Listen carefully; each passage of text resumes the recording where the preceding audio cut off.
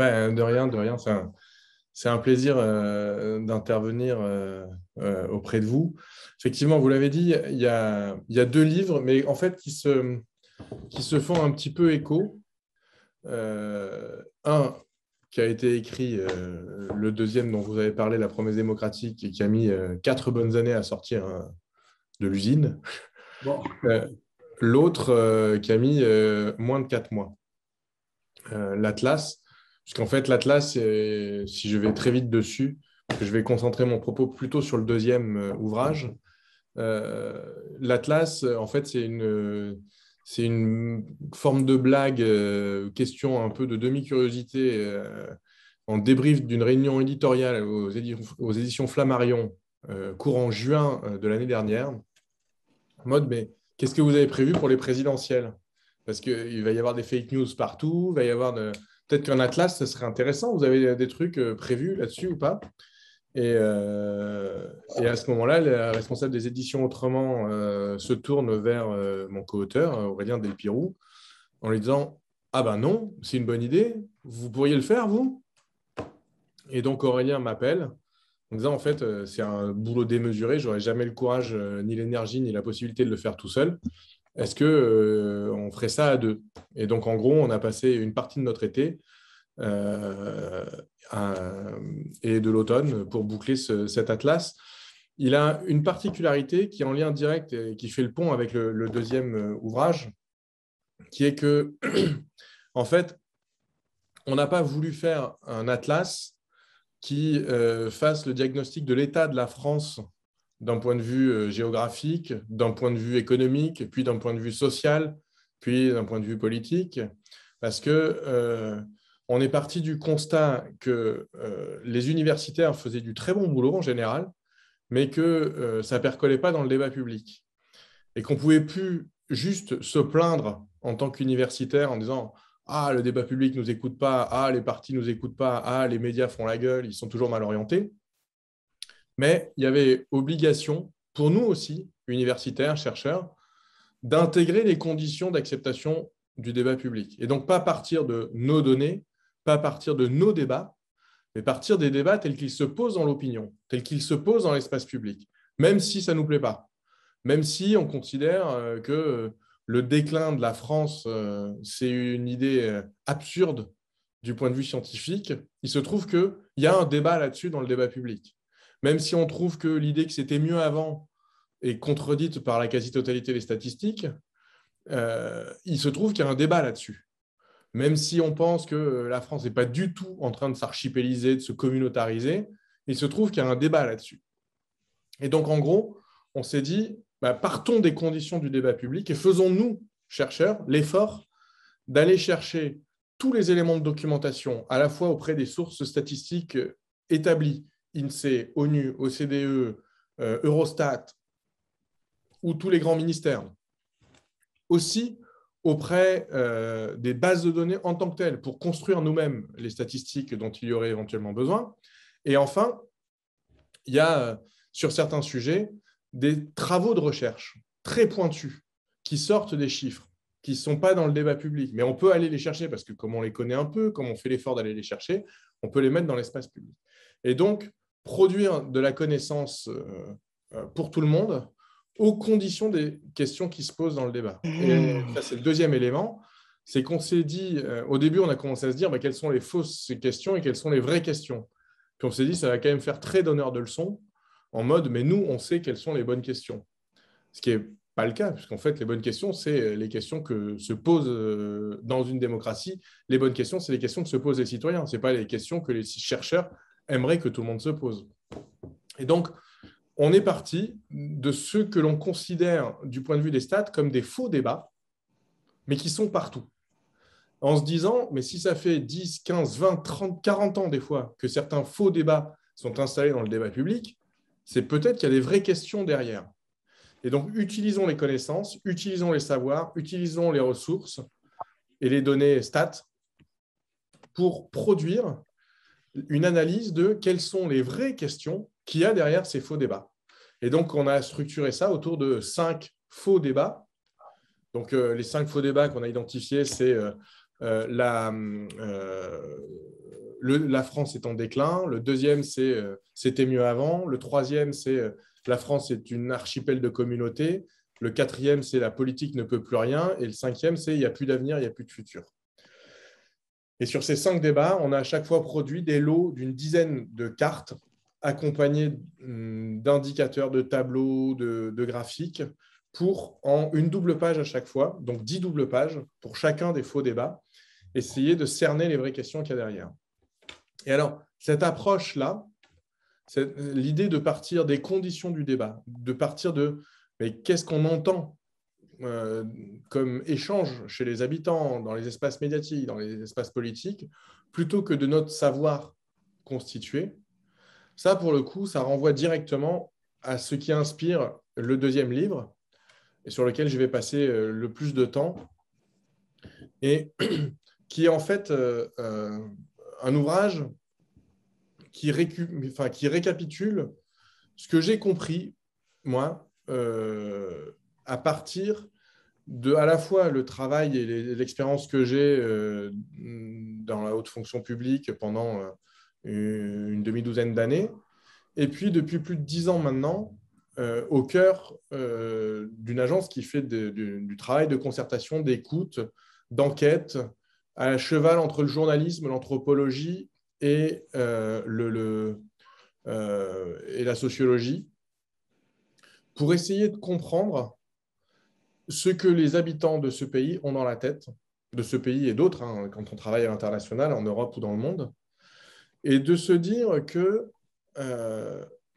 la crise de notre démocratie est sans doute un peu plus profonde que simplement une crise des appareils politiques. La crise des appareils politiques, elle est établie. On a un effondrement des grands partis, on a un effondrement de la participation aux différentes élections, et ce n'est pas qu'un problème franco-français, et ce n'est pas qu'un problème de Ve République ou de Parti socialiste, de républicains ou du centre ou du Parti communiste ou que sais-je. Puisque si on regarde l'ensemble des démocraties occidentales, et dans l'ensemble des scrutins, dans l'ensemble des démocraties occidentales, on a perdu environ 25 à 30 points de participation sur les 30 dernières années. On part de niveaux très divers et très différents en fonction des cultures des différents pays. Il y a une culture de la participation plus importante dans certains pays comme l'Allemagne ou qu'en France ou en Grande-Bretagne, ou qu'aux États-Unis, mais à peu près partout, enfin partout et à peu près sur le même rythme, on a des décrochages successifs et on les observe dans tous les scrutins. Alors, si on a ça, ça veut dire que peut-être que, si on rebondit sur les débats institutionnels récurrents, hein, pour refonder notre démocratie, il faudrait une 6e République. Peut-être qu'il faut une 6e République. Peut-être que ça améliorerait la 5e République. Mais ça ne changerait sans doute rien à la crise démocratique parce qu'on a exactement les mêmes symptômes et exactement les mêmes problèmes aux États-Unis. Ils ont quand même élu Donald Trump. Et ce n'est pas la 5e République qui a élu Donald Trump. On a le même problème en Grande-Bretagne. Il y a eu le Brexit, il y a Boris Johnson actuellement à la tête du pays. On ne peut pas dire que ce soit la faute de la 5e République. Les structures selon lesquelles fonctionnent nos démocraties occidentales, nos démocraties représentatives, sont atteintes et attaquées en profondeur. Pourquoi ce n'est pas simple de réguler cette crise?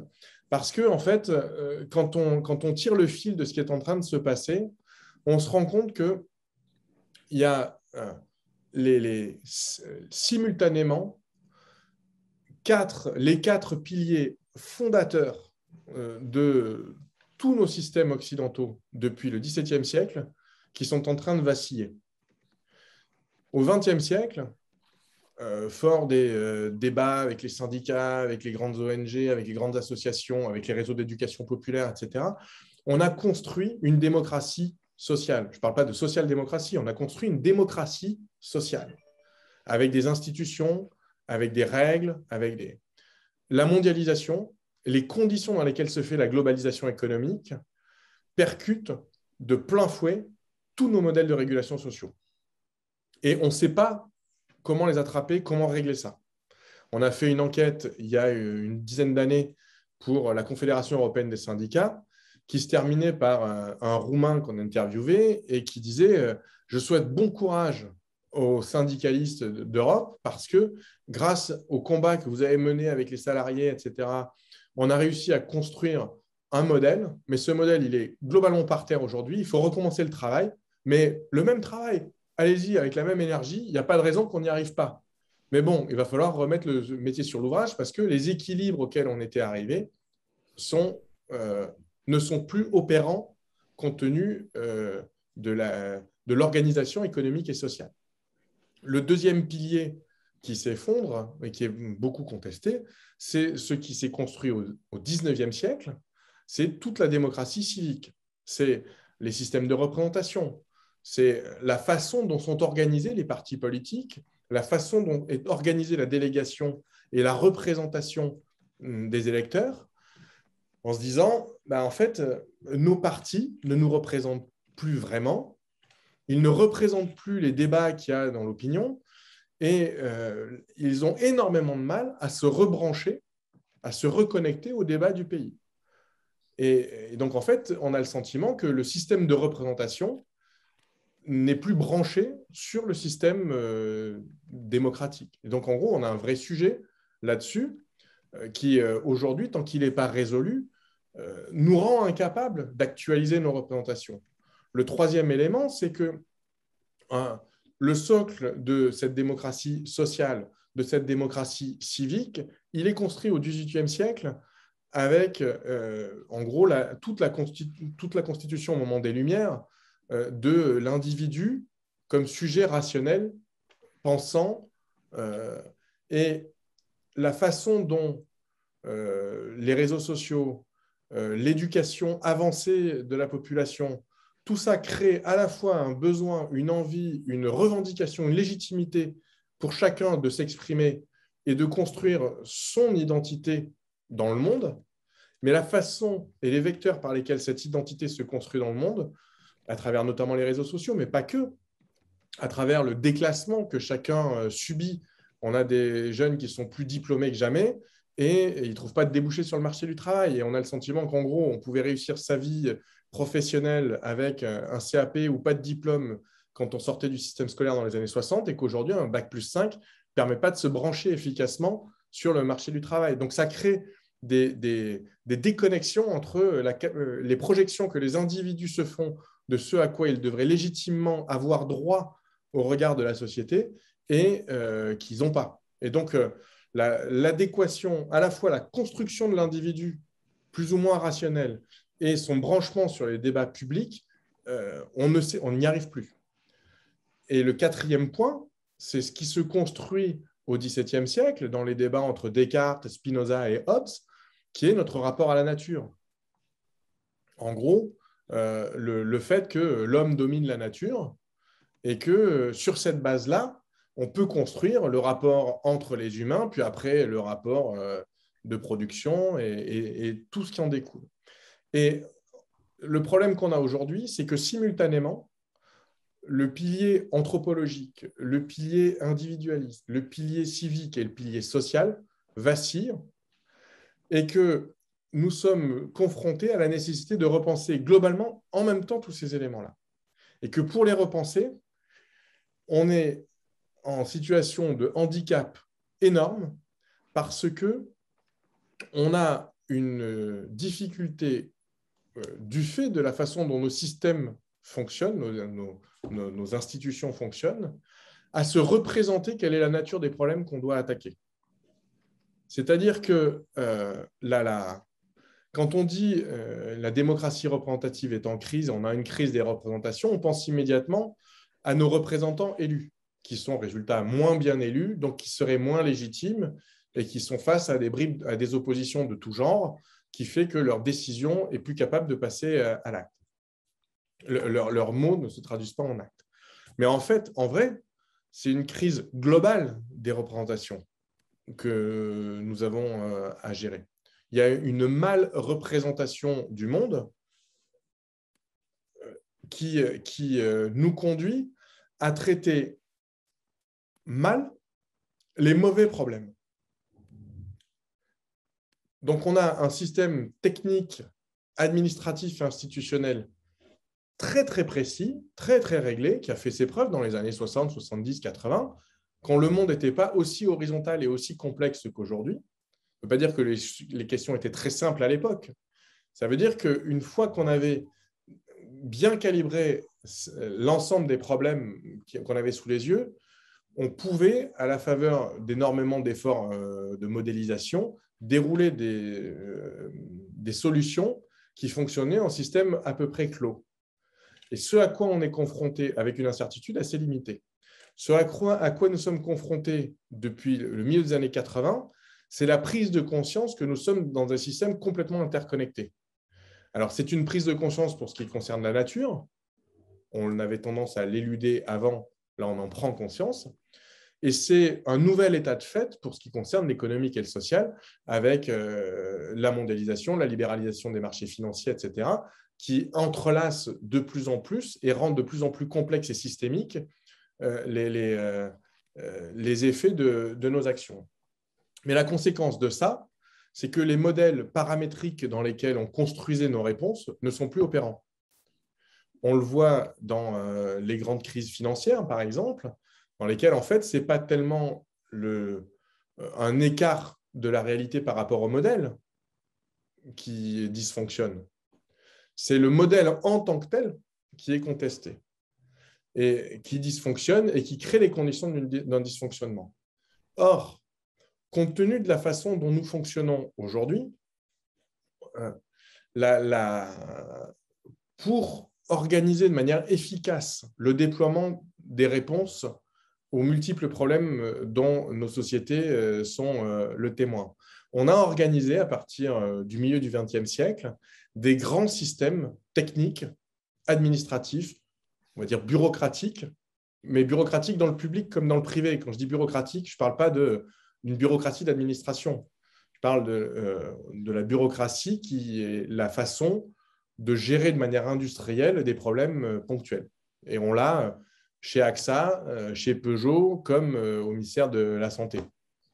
Il suffit d'avoir un problème un jour avec la CAF ou avec Free, et vous avez une boîte vocale au téléphone avec taper sur 1, taper sur 2, taper sur 0, il n'y a plus d'interlocuteur.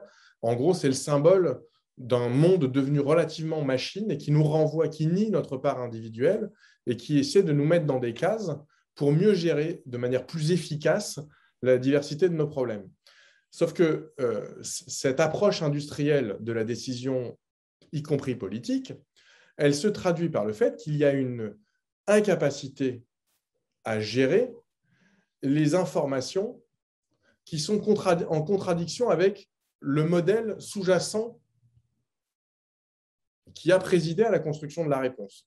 Donc, en gros, on a des grands cadres administratifs, des grands cadres techniques, et quand on leur apporte une nouvelle question, plutôt que de remettre en question les modèles, plutôt que de remettre en question la façon de voir le monde qui a présidé à la construction du modèle, on essaie de réduire au maximum la nouveauté que représente cette question pour dire « Ok, j'ai compris, cette question, elle va dans cette case-là et je la digère comme ça et je la réduis comme ça. » C'est une des raisons pour lesquelles tout ce qui a été tenté en matière de participation citoyenne pour refonder la démocratie représentative échoue lamentablement.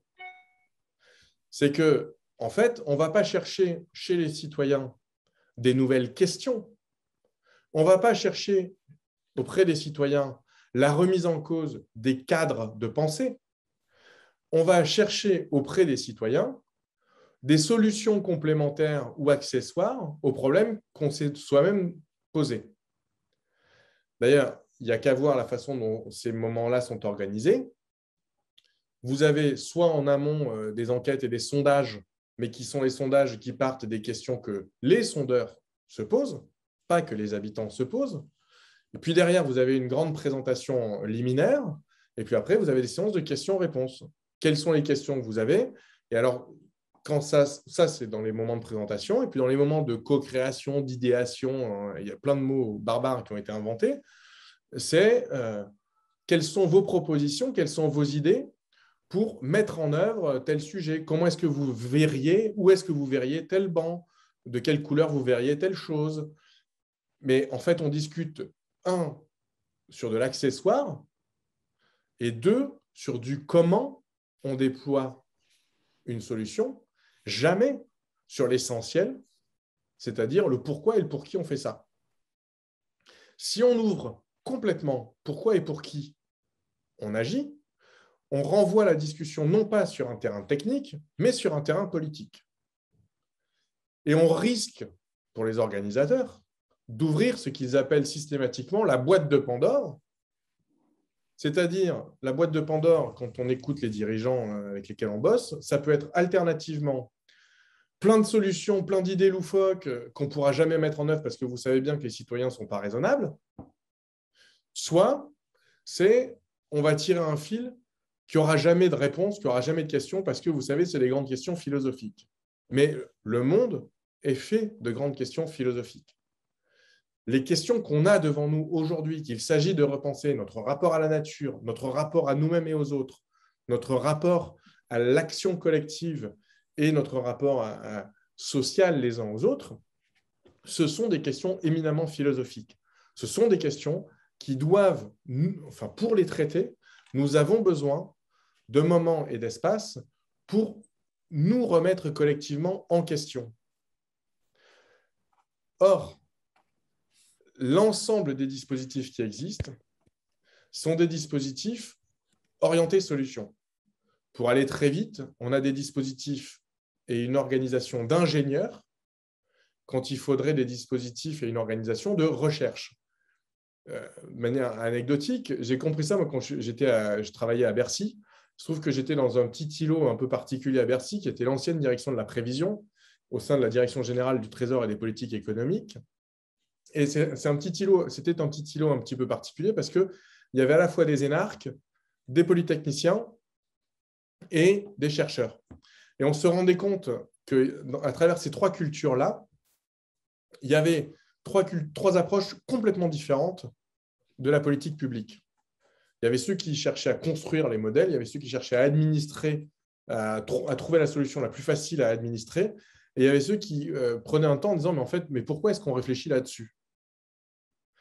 Et le problème, c'est que l'ensemble de notre haute fonction publique, dans le public comme dans le privé, puisqu'il y a vous le savez, il y a une très grande porosité des systèmes, l'ensemble des dirigeants de ce pays est très orienté recherche de solutions. Beaucoup plus que mais est-ce qu'on se pose légitimement les bonnes questions? Et ça ancre de manière totalement contre-productive des réflexes à la fois de protection contre tout ce qui peut rentrer et une absence d'instruction des terrains sur lesquels la réconciliation pourrait se faire avec l'ensemble de la population. Je dis réconciliation parce que on a fait un gros travail d'enquête et d'analyse auprès de centaines de Français au moment des Gilets jaunes. Et ce qui a énormément surpris les gens avec lesquels on l'a partagé, c'est que les personnes qu'on rencontrait, certains qui étaient Gilets jaunes, d'autres pas du tout, n'avaient absolument pas un rapport critique auprès des élites de ce pays. Les gens disaient « Attendez, vous avez vu le monde dans lequel on vit? Géopolitiquement, c'est hyper compliqué. Économiquement, c'est super complexe. Les solutions qu'il faut imaginer du point de vue d'ingénierie pour les solutions climatiques, mais personne n'en est... Enfin, nous, en tout cas, on n'en est pas capable. On a besoin de chercheurs, on a besoin de dirigeants, on a besoin de ces élites. Mais on a besoin qu'ils réfléchissent pour nous. Et on a le sentiment qu'ils ne bossent plus pour nous. » Alors, c'est très troublant parce que, par ailleurs, moi, dans mon métier, je travaille directement au contact de ces élites. J'en fais moi-même partie. Et je vois bien que la plupart des dirigeants avec lesquels je travaille, ils ne sont pas ils ne sont pas à chercher à faire le mal, quoi. Ils cherchent des bonnes solutions, ils sont pétris de bonnes intentions. Souvent même, ils prennent le temps un peu d'écouter les habitants en disant, mais en fait, qu'est-ce que je comprends? Ah, ben, ils cherchent plutôt ça, donc ce sera bien pour eux. Et que, si on prend, j'imagine, ça a recommencé à faire florès un peu partout sur la réforme des retraites, après les déclarations du président Macron. Quel que soit ce qu'on pense de la réforme des retraites, on ne peut pas ne pas entendre qu'il y a des gens qui considèrent que c'est une très, très mauvaise réforme. Et j'imagine pas que le président Macron se lève le matin en disant « je vais pourrir la vie de millions de Français en leur pourrissant leur retraite ». J'imagine qu'il doit penser que, à long terme au moins, il va permettre à tout le monde d'améliorer sa situation et que sans doute les gens qui lui disent qu'il fait mal sont des gens qui ont mal compris l'ensemble des dimensions du problème. Je ne pense pas que les gens, en tout cas moi, les dirigeants avec lesquels je bosse, ne sont pas des gens mal intentionnés. Et donc, en fait, on a un problème. Parce que si on a des gens qui ne sont pas mal intentionnés, si on a des citoyens qui disent qu'ils ont conscience de la complexité des problèmes et qu'ils ont besoin de dirigeants ou d'élites ou de chercheurs, c'est que la rencontre ne se fait pas. C'est-à-dire que le problème auquel nous sommes confrontés, il est d'arriver à construire un espace démocratique renouvelé dans lequel la rencontre puisse se faire.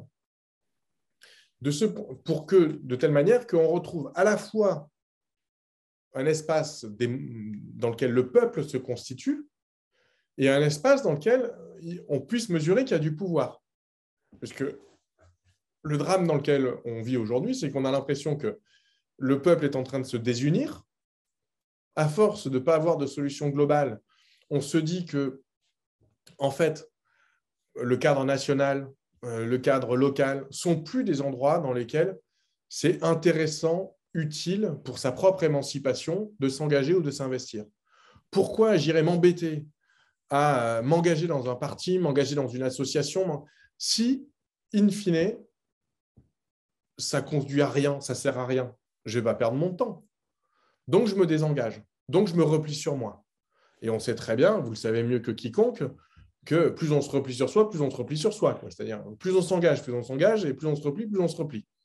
Et donc, ce désarrimage, ce désamorçage, ce désaccrochage entre l'individu et le collectif, il est délétère et dramatique parce qu'à la fin des fins, il finit par détruire la société. On n'en est pas du tout à ce stade-là. Alors, pas du tout. Aujourd'hui, quand j'écoute, là encore, on vient de faire un travail qui sera diffusé en public et largement partagé le 23 mars à Saint-Denis. On vient d'aller interviewer 100 gamins de Seine-Saint-Denis dans les 3 dernières semaines pour entendre leur regard et leur vision de la France, pour entendre leur regard et leur vision de quels seraient les enjeux dont il faudrait discuter et débattre pour que cette présidentielle soit utile, et leur regard sur la politique. Et sur les 100, il y en a 3 qui nous disent qu'ils vont aller voter, qu'il faut aller voter. 97, soit n'en parlent pas, soit disent que ça ne servira à rien et que c'est dommage, parce que ce serait vraiment important, la démocratie, la politique, etc. Et les mêmes avaient des sujets et des regards extrêmement avancés dans les questions précédentes. Donc, c'est que la rencontre ne se fait pas. Ce n'est pas du tout que les gens ne soient pas engagés. C'est que les institutions qu'ils ont devant eux pour se saisir de cet engagement ne font pas sens. Et le problème systématique, c'est que dans ce cadre-là, la réponse mécanique des institutions, c'est de dire c'est les citoyens qui ont un problème plutôt que de regarder dans leur jardin. Le nombre de fois où, quand on discute avec des élus, ils nous disent écoutez, ils sont bien gentils, mais ils ne font même pas l'effort d'aller voter. On leur dit oui, mais c'est peut-être vous qui avez un problème si les gens ne viennent plus voter. Peut-être que les gens ont un problème, mais peut-être que l'offre politique elle-même a un problème. J'ai une formation d'économiste, je sais bien qu'il ne faut pas inviter trop l'économie dans la politique, mais quand je regarde la façon dont fonctionne le système électoral, je ne peux pas m'empêcher de penser à un fabricant de voitures qui verrait ses ventes s'effondrer de 30, 40, 50%, c'est quand même ça qui se passe sur l'abstention, et qui prendrait une position publique en disant les automobilistes sont inconséquents, ils ne viennent plus acheter mes voitures. Non, Si ça se passait, le fabricant automobile, il se dirait, mince, qu'est-ce qui ne va pas avec mes bagnoles, quoi. Ce n'est pas possible. Dans le monde politique aujourd'hui, on a un effondrement de 20, 30, 40, 50% de participation. Et la réaction du monde politique, c'est de dire les citoyens sont inconséquents, ils ne viennent plus voter, ils n'ont pas de sens civique. Mais je dis ça pour le monde politique, mais on l'a dans toutes les grandes associations, on l'a dans les syndicats. Et la réaction, j'ai eu des échanges assez verts avec les responsables syndicaux, notamment de CFDT, Sud et la CGT ensemble au moment des Gilets jaunes, qui disaient mais ils sont bien marrants ces Gilets jaunes, là ils sont sur les ronds-points, mais c'est des militants d'un jour, on les a pas vus dans les combats sociaux des 10 dernières années, alors maintenant ils viennent se plaindre, écoutez, ils ont aucune raison de se plaindre, s'ils veulent se plaindre, qu'ils se plaignent juste par rapport à eux-mêmes, ils avaient qu'à être là avant. Et je leur dis, ok, vous pouvez dire ça, allez les engueuler, c'est très bien, mais vous pouvez aussi vous dire qu'il y a des nouveaux alliés, quoi. Et je sais bien, par ailleurs, qu'il y a plein de ronds-points sur lesquels il y a eu des jointures avec les mouvements syndicaux locaux. Donc, ce que je dis n'est pas une généralité. Je sais que localement, il y a eu plein de jointures. En revanche, dès que ça monte dans les étages, si on prend la CGT Porte de Montreuil, il n'y a pas beaucoup d'échos des ronds-points qui sont montés dans les étages de la Porte de Montreuil. De la même manière qu'il n'y a pas beaucoup d'échos des ronds-points qui sont arrivés, alors j'allais dire à Solferino, c'est plutôt à Ivry maintenant, ou place du Colonel Fabien. En fait, l'organisation des institutions et des appareils fait que même si les individus sont des fois allés sur les ronds-points, il n'y a aucun endroit dans lequel se construit une vision du monde qui intègre et qui bouge les institutions pour leur permettre d'intégrer durablement ces regards alternatifs.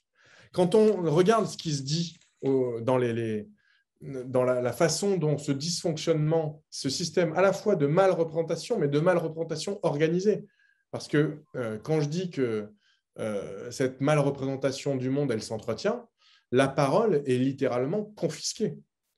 C'est-à-dire que les défauts que je soulignais de la démocratie participative, en fait, ils sont institutionnalisés. On ne veut pas et on ne fait rien pour que les citoyens lambda aient la parole. Moi, pour avoir régulièrement en face de moi des situations comme celle-là, je vois très, très bien que ça arrange les services administratifs des villes d'avoir des dispositifs qui, à la fois, compartimentent les potentielles oppositions, les amènent mécaniquement sur un terrain technique sur lequel ils auront une discussion technique. Donc, en gros, ils ont en face d'eux déjà désigné les interlocuteurs, c'est-à-dire les représentants des associations locales, et ils vont avoir un face-à-face et une discussion, mais les associations locales ne représentent quasiment pas les habitants, eux-mêmes, les services ne représentent pas les habitants, des bouts d'habitants, des intérêts particuliers, des représentations partielles, mais le collectif, il n'est plus là. On a une technocratie participative et ça arrange tous les technos. De la même manière que dans les médias, on se plaint que les catégories populaires ne soient pas représentées, qu'il n'y ait pas assez de Noirs, de Maghrébins, d'Asiatiques à la télévision. Il n'y a pas les ouvriers. Donc, il y a les stats du Conseil supérieur de l'audiovisuel sur la non-représentation de parties entières de la population. Les femmes sont sous-représentées et genrées, dans des tâches genrées quand elles apparaissent à l'écran. Donc, ça, on le sait. On peut s'en plaindre, mais de fait, il y a une question que, au-delà de s'en plaindre, comment est-ce que le système organise et produit, même involontairement, une telle confiscation de la parole au profit de quelques-uns? Donc, on ne peut pas nier qu'il y a cette confiscation-là quasi organisée.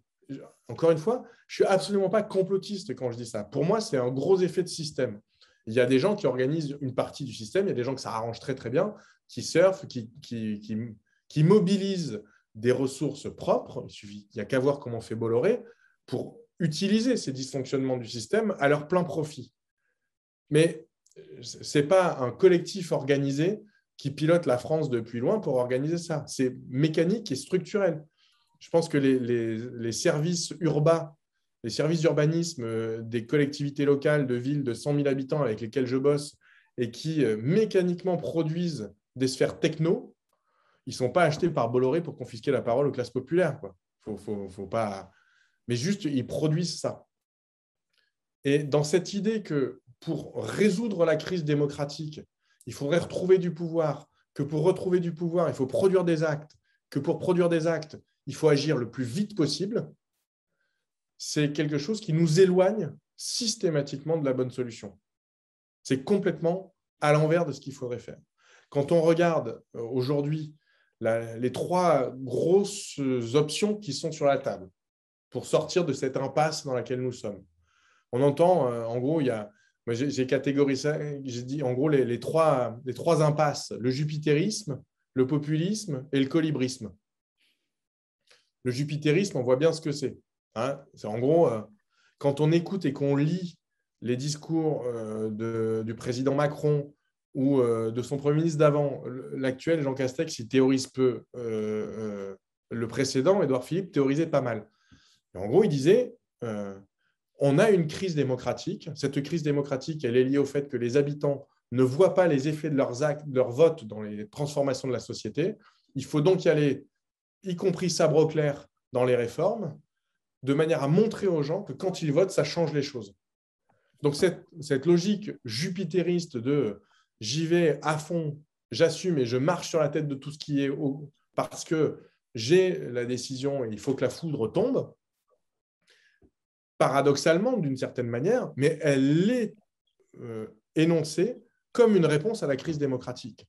Et dans le fond des discours et des écrits que le président de la République a fait, notamment dans la revue Esprit ou quoi que ce soit, il analyse exactement ça. Il dit en gros, la crise démocratique, elle vient du fait que les gens ne voient pas la conséquence dans les actes de leur vote. Donc, il faut y aller vite. Il faut passer sur les scores intermédiaires. Il faut passer sur l'administration qui ralentissent et qui bloquent. Pour moi, c'est une erreur fondamentale. Parce que, ce faisant, ça éradique toute possibilité de mise en discussion du diagnostic. Or, le problème de la crise démocratique, il est que les solutions qu'on déploie sont des réponses peut-être bonnes, mais à des mauvaises questions. On ne peut pas avoir un système qui fonctionne bien si on n'a pas les bonnes questions. Et donc, en gros, on est jupitérien, mais souvent à l'envers, parce qu'on n'a pas pris le temps d'écouter le système de questions dans lequel devraient se déployer les bonnes solutions. Après, on peut faire confiance à l'expertise si elle travaille sur les bonnes questions. On peut même être jupitérien, le cas échéant, mais en général, on n'en a pas besoin. Parce que si on a pris le temps de se mettre d'accord sur les questions, les réponses, elles vont toutes seules, compte tenu du niveau de compétence qu'il y a dans notre pays. La deuxième impasse, c'est le populisme. C'est de dire, en fait, on a un problème. La source du problème de notre crise démocratique, c'est lié au fait que le peuple n'est plus écouté. Le problème, c'est que quand on dit ça, on a tout dit et rien dit. Énormément de... Alors là, tout ce que je déploie là, je ne vous cite pas toutes les références philosophiques à chaque fois, mais le livre en est truffé. Mais l'idée que le peuple existe est en grande partie une idée fausse. Puisqu'en fait, le peuple, c'est un construit social, c'est un construit politique, c'est une dynamique de construction. C'est une dynamique à travers laquelle la diversité des personnes, des histoires, des horizons de vie, des projections se rassemblent et s'accordent pour un temps autour d'un intérêt général à défendre, à faire vivre, et un intérêt général suffisamment puissant dans lequel auquel on accorde suffisamment de sens pour se dire qu'éventuellement, son propre intérêt particulier, on peut s'asseoir dessus, le mettre de côté, le temps que, parce qu'on a conçu qu'on pense que c'est mieux. Moi, personnellement, j'ai vécu dans quelques concertations un peu tendues, quand on arrive à prendre le temps de constituer l'intérêt général, en prenant le temps, non pas de présenter un projet a priori, mais de prendre le temps d'écouter les gens, pour écouter pas leur solution au problème, mais leur vision du problème, du cadre et du contexte dans lequel le problème doit être pensé. Si c'est un projet d'aménagement, interrogez le projet de la ville. Si c'est un projet de politique publique, interrogez l'avenir du pays.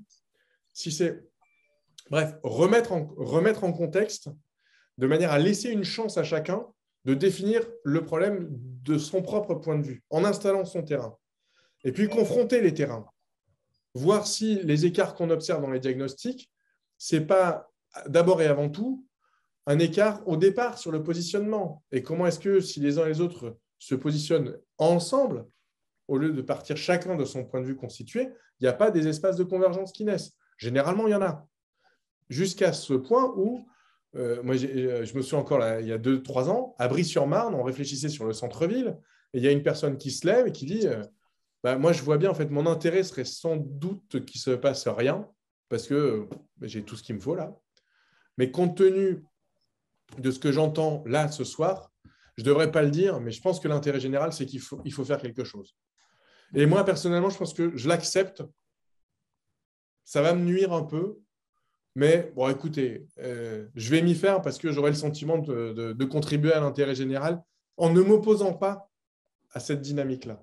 La personne, elle s'est quasiment mise à poil en réunion publique quand elle dit ça. Et en fait, c'est des dynamiques de construction qui, en gros, invitent la dialectique dans l'espace public, là où, jusqu'à aujourd'hui, on est plutôt de manière systématique dans de la confrontation d'approches très, très paramétriques et très normées. Et le problème du populisme, c'est qu'il ne laisse pas d'espace pour la construction de cette dynamique-là. Il y a une approche essentialisante des personnes et des catégories qui n'autorise pas la mise en redéfinition des collectifs. Si on prend la devise américaine, moi que j'aime beaucoup, et pluribus unum, elle dit beaucoup de choses de ce que c'est que la constitution d'un peuple dans une démocratie. C'est faire de l'unité à partir de la diversité. Et donc, en gros, considérer que la diversité, je vois le fond d'Adou, la diversité est une force, oui, mais en fait, la diversité est une force. Mais elle est une force dans la mesure où on la constitue comme une force. Parce que sinon, en fait, chacun regarde l'autre un peu de travers en se demandant qu'est-ce qui va nous becter. Si on arrive à constituer la dynamique d'intérêt général, à ce moment-là, on crée un espace qui n'est pas nous contre eux, qui est quand même la finalité des dynamiques populistes. Quand vous lisez Chantal Mouffe, quand vous lisez Ernesto Laclau, en gros, il y a la constitution d'un nous contre un eux. Alors que ce qu'on arrive, quand on prend le temps de discuter, de définir, on se rend compte qu'on peut définir un nous avec eux, ou en fait un nous tout simplement. Et à ramener les institutions du côté des habitants, et pas à mettre les habitants armés contre les institutions. Parce que quand on arme les habitants contre les institutions, en fait, on le voit bien, in fine, on fait juste que remplacer les élites. Hein. Parce qu'il y a quand même besoin de quelqu'un qui tient le manche à la fin. Donc, la question de fond, qui est le rapport nous-eux, elle n'est pas résolue dans ce contexte-là. C'est juste un remplacement ponctuel de l'élite avec certains qui s'estiment plus à même, plus représentatifs du peuple. Mais donc, ça conduit à opposer des peuples, des visions du peuple, et in fine, c'est quand même assez systématiquement facteur d'augmentation de la violence dans la société. Le dernier aspect de ces fausses solutions, c'est le colibrisme, qui est en fait, pour revenir sur ce que le sociologue Ulrich Beck analyse comme une des conséquences de la cage de la modernité, en gros en disant, en fait, on a été tellement enfermé dans des dispositifs, des normes, etc., et ça a tellement envahi notre espace politique que, en fait, les habitants ont fini par abandonner l'idée qu'ils pouvaient peser sur le destin collectif et commun par l'engagement politique, et donc, en fait, ils se réfugient dans des actions qu'il appelle infrapolitiques, et qui sont très chargées de politique, mais qui sont hors de l'espace démocratique et de l'espace collectif public. Et on le voit très, très bien. Hein. Enfin, donc j'ai appelé ça colibrisme parce qu'en fait, il y a une forme d'institutionnalisation de cette forme d'action-là, comme si c'était une action politique. Le colibri, référence évidente à Pierre Rabhi, qui, en gros, on se dit, mais en fait, en faisant chacun notre petite action, en fait, sans même avoir besoin de se coordonner, si chacun fait un truc, au moins, on ira dans la bonne direction. Sauf qu'il y a deux problèmes à ça. D'abord, c'est que Il n'y a absolument rien qui dit que la bienveillance de chacun produit un équilibre bénéfique à tous. Enfin, c'est une approche qui, en soi, est identique, au sens de l'identité mathématique, à celle que promeut l'économie orthodoxe libérale, en disant, en gros, l'équilibre général naîtra des actions individuelles. Si chacun fait son colibri dans son coin, à ce moment-là, très bien, tout va aller bien. Donc ça, c'est le premier problème de fond, et qui se retraduit dans tous les discours, moi, que j'en peux plus d'entendre, sur la bienveillance. Soyez bienveillants, mes amis, soyez bienveillants. Ok, bah, oui, d'accord, mais ça ne change rien en vrai. Enfin, évidemment, il vaut mieux être bienveillant que malveillant, mais la bienveillance ne sauvera pas le monde. Voilà, c'est pas en soi une solution.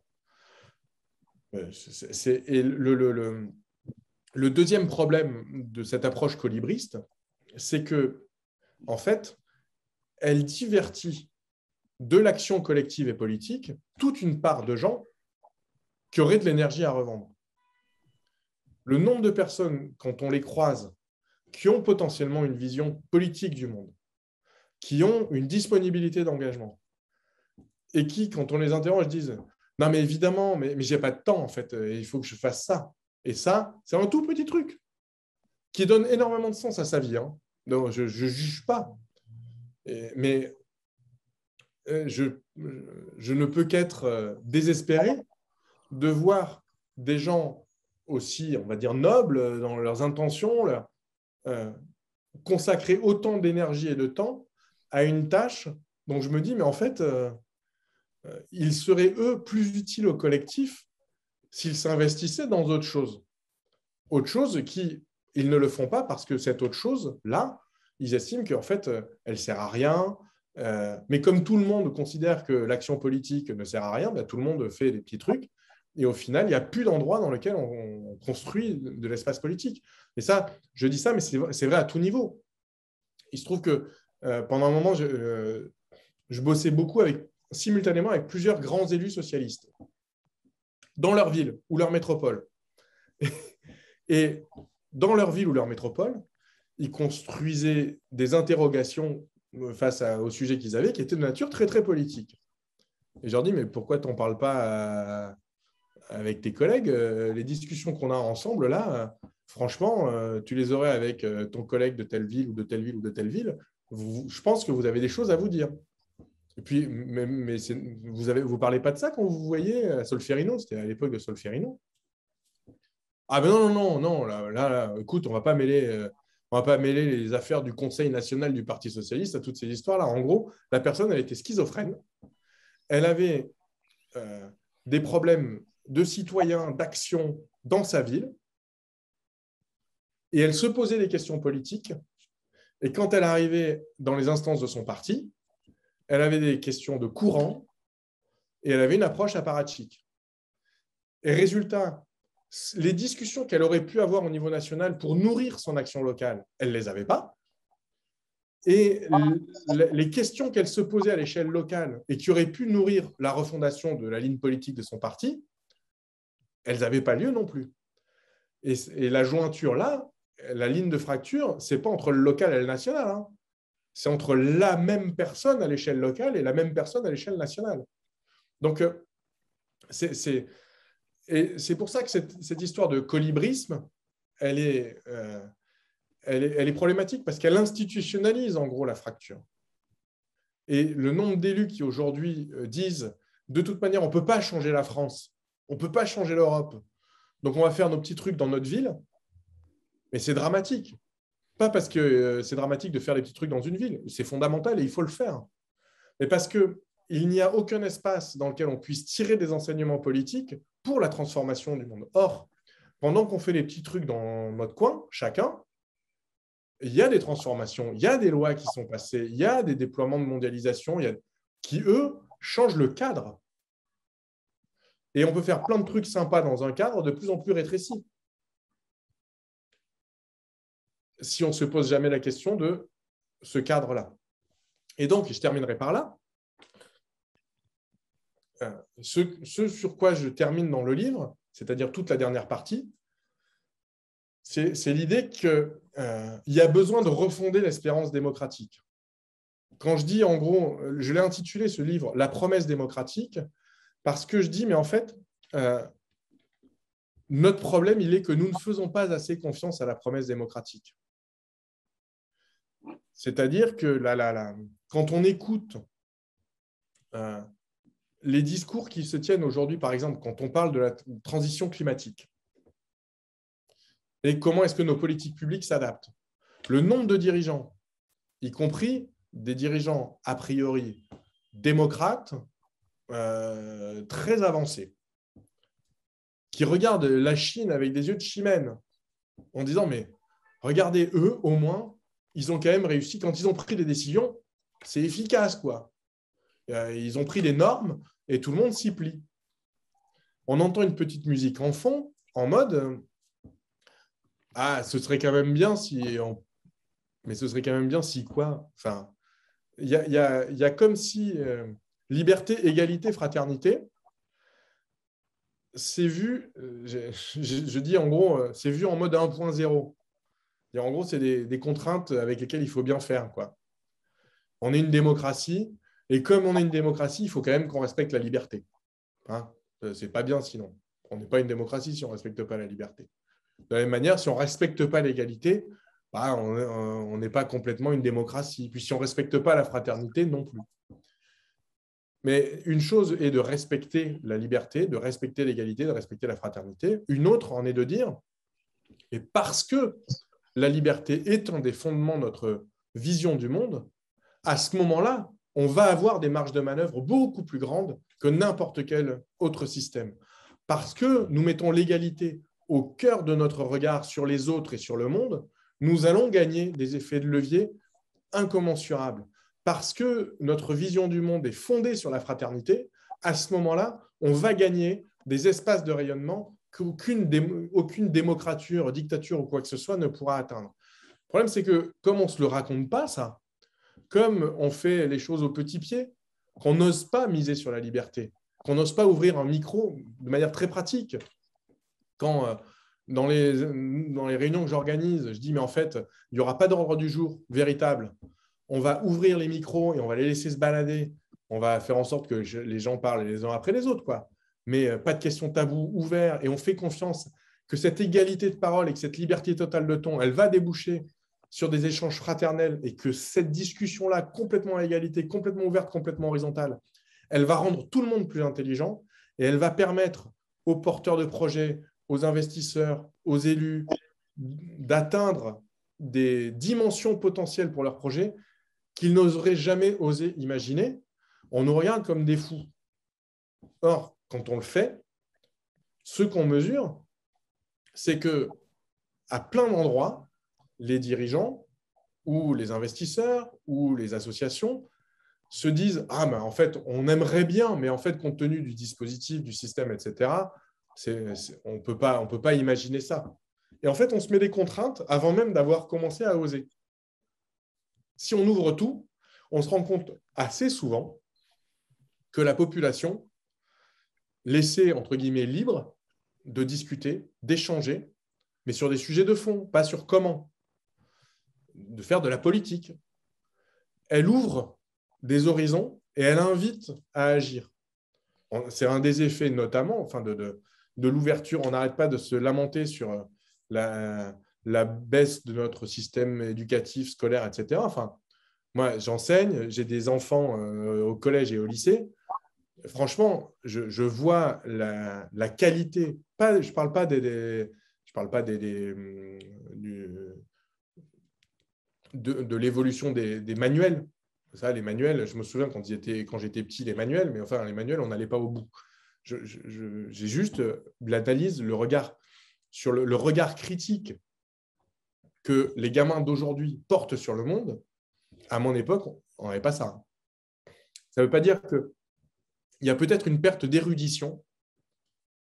Elle est compensée par une exigence critique approfondie. Alors, le problème, c'est qu'il faudrait les deux. Mais je dirais que c'est là où, comme on ne leur fait pas confiance, ben, en fait, on ne leur tend pas la main pour les réinscrire dans les espaces dans lesquels ils pourraient se socialiser de manière puissante d'un point de vue politique et dans tous les cadres de référents intellectuels, etc.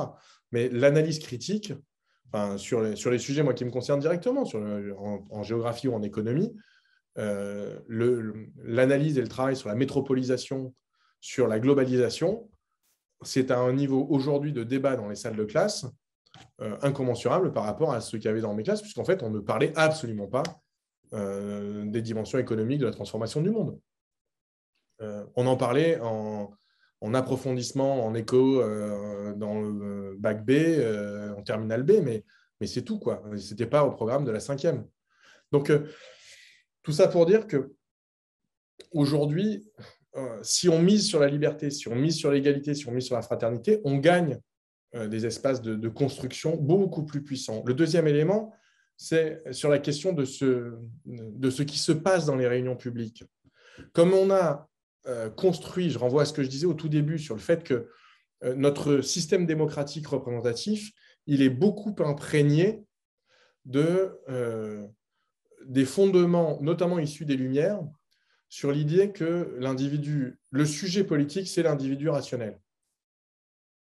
Voire, c'est la part rationnelle de l'individu. On assume qu'en tout individu, il y a une part rationnelle, une part de passion, et en fait, on oublie la part de passion et on va s'intéresser qu'à celle-là. Le problème, c'est que la façon dont se construit l'individu, c'est un mélange des deux. Et aujourd'hui, l'analyse lexicographique, notamment des discours, notamment populistes, mais on voit qu'il convoque de manière massive les passions, les affects. Et donc, résultat, on se lamente en se disant, en fait, oui, il s'adresse aux pulsions.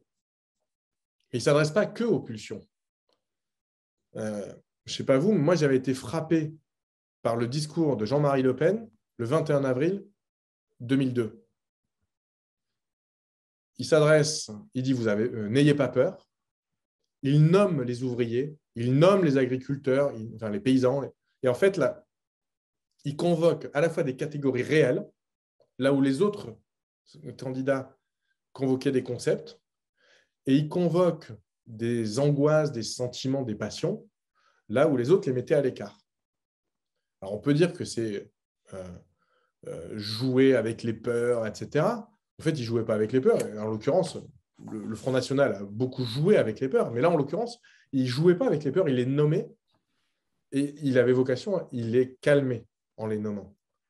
Le problème, c'est que, comme on a construit l'essentiel de notre rapport à l'espace démocratique en mettant à l'écart les émotions, les sentiments, les passions, on s'est mis dans une impasse, une souricière, parce qu'on se rend soi-même incapable de les traiter. Ce qui se passe dans une réunion publique dans laquelle il y a 300 personnes et il y a quelqu'un qui se met à pleurer, ça bouscule immédiatement tous les systèmes de représentation, mais de tout le monde.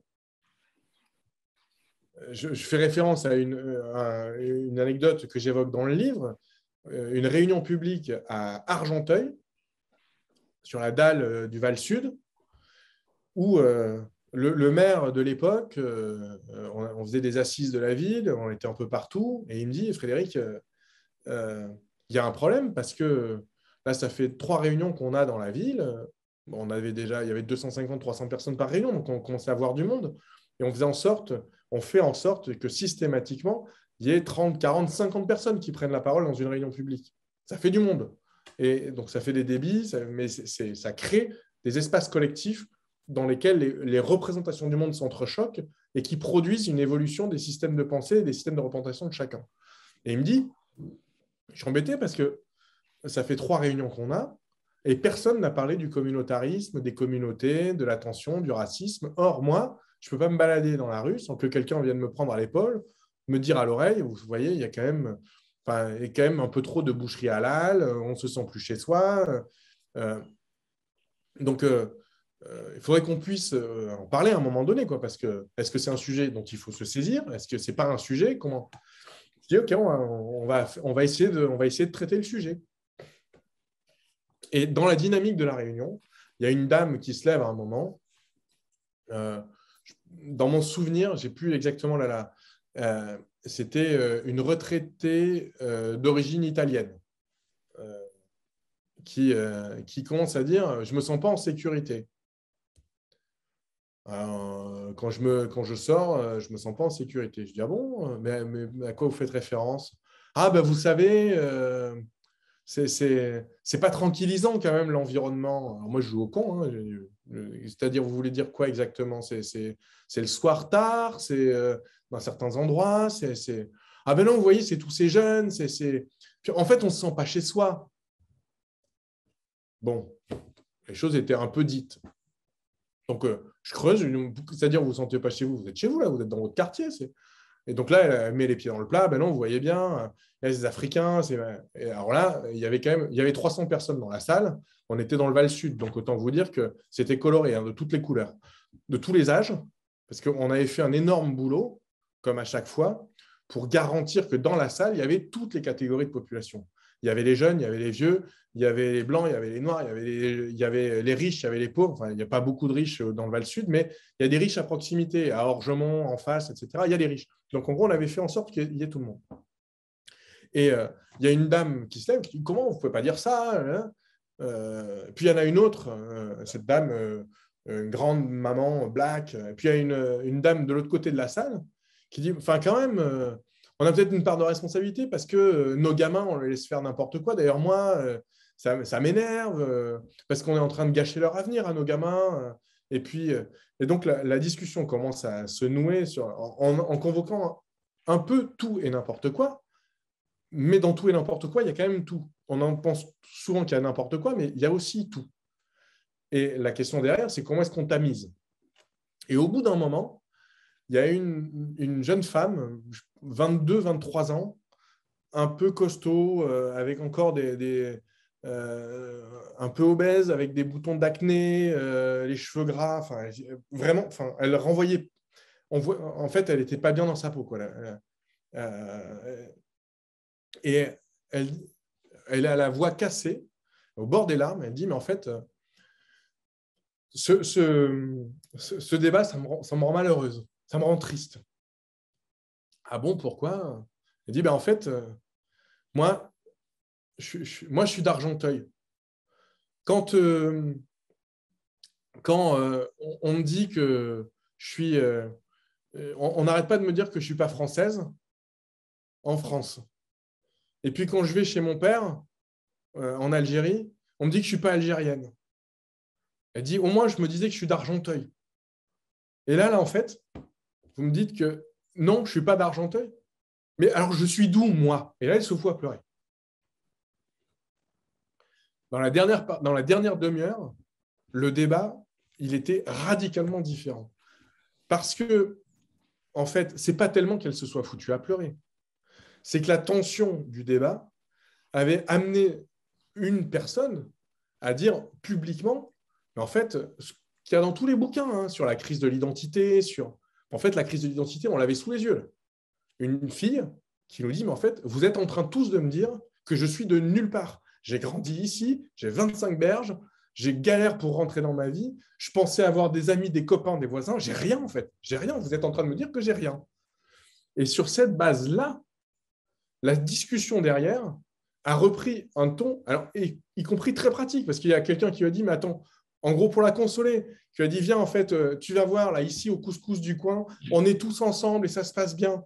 Et donc, les logiques de construction de la solidarité, d'acceptation de la diversité, etc., elles se sont reconstruites en direct avec des gens qui ont recontextualisé toutes les petites actions qu'ils avaient, mais en leur donnant une dimension politique. Parce qu'en fait, il n'y avait en leur donnant une dimension supérieure à l'acte simple d'inviter les gens voisins pour bouffer le couscous tous ensemble. Si la personne qui lui disait « viens bouffer le couscous », elle lui disait juste « viens bouffer le couscous », ça n'aurait pas marché. C'est parce que derrière, la personne a produit un discours politique. Mais elle n'a produit ce discours politique qui est prendre un risque. Produire un discours politique public, c'est prendre un risque. Elle n'a pris ce risque que parce qu'en fait, il y avait eu une intensité émotionnelle. Et donc, en gros, quand on fait des réunions publiques, moi, je dis tout le temps, en fait, vous pensez qu'on fait des réunions publiques pour résoudre des problèmes avec plus d'intelligence parce qu'on est plus intelligent à plusieurs. C'est faux. C'est vrai qu'on est plus intelligent à plusieurs, c'est très bien, c'est très utile, mais en fait, en vrai, on fait des réunions publiques pour que les gens puissent se retrouver avec eux-mêmes, puissent reconnaître les autres et puissent se réunir collectivement. C'est les 3 dimensions de la reconnaissance que pose Paul Ricoeur dans ses analyses. Et en fait, dans une réunion publique, on a les 3. Et en fait, in fine, on se réunit pour faire du Lacan de base, on se réunit pour se réunir. Parce que quand on est tous ensemble, il se passe quelque chose. Et comme politiquement, on ne donne plus cet espace-là, on ne reconnaît plus la puissance du fait d'être ensemble comme quelque chose qui a un statut spécifique et qui a une valeur spécifique en matière de politique, on ne fait plus de politique. Et donc, la solution, elle est double. Elle est d'une part de refaire de la politique massivement, et pour ça, partir de et mettre au cœur de toutes les actions les citoyens. Et ça ne repose pas sur les dirigeants politiques. En tout cas, pas uniquement sur eux. Ça repose évidemment sur eux, mais ça repose sur tous les corps intermédiaires. Moi, mon boulot, c'est de rassembler des gens et de faire de la démocratie participative. Mais en fait, je ne dis pas que je n'y crois pas, mais je ne fais pas ça pour donner la parole aux gens. Je fais ça parce que je pense qu'on a besoin de corps intermédiaires et on a besoin de représentants dans le système dans lequel on est. Et aujourd'hui, les corps intermédiaires sont délégitimés et les représentants sont délégitimés. Il revient aux représentants de faire ce qu'ils peuvent pour ça. Mais moi, ma conviction, et notamment à l'aube, potentiellement dans le 2e mandat du président actuel, la responsabilité, on pourra dire ce qu'on veut, on peut gueuler sur Macron, mais la responsabilité aujourd'hui, elle est dans les mains des grandes associations, des syndicats qui ont à faire ce boulot de reconnexion. Parce que si Macron est tout seul dans son coin et que les corps intermédiaires sont tout seuls dans leur coin, le jupitérisme sera plus fort que les corps intermédiaires tout seuls dans leur coin. Si le Jupiter est tout seul dans son coin et que les corps intermédiaires sont nourris en direct des citoyens qui vont vers eux, aux conditions des citoyens, pas aux conditions des corps intermédiaires, à ce moment-là, le rapport de force sera inversé. Et les élus, les dirigeants politiques, ils ne sont pas idiots. Si Macron perçoit que le rapport de force est inversé, il essaiera de se mettre les corps intermédiaires dans la poche. Mais actuellement, les syndicats sont dévitalisés, les grandes associations sont largement dévitalisées parce que la parole est essentiellement une parole qui vient des appareils en défense de position et pas une parole qui va chercher auprès des citoyens les conditions d'une réénonciation des priorités. Et c'est par là que ça passe, pour moi, c'est par là que passe la solution. C'est refaire une place aux citoyens, mais partout et à toutes les échelles. Réinstitutionnaliser la parole des citoyens. Et ça, alors, ça passe dans les partis, ça passe dans les assemblées nationales, ça passe partout. Et c'est moins des réformes institutionnelles qu'une attitude globale de l'ensemble des institutions. Donc, c'est à la fois beaucoup plus simple et sans doute beaucoup plus compliqué. Mais en soi, c'est très, très simple. Il suffit de le faire.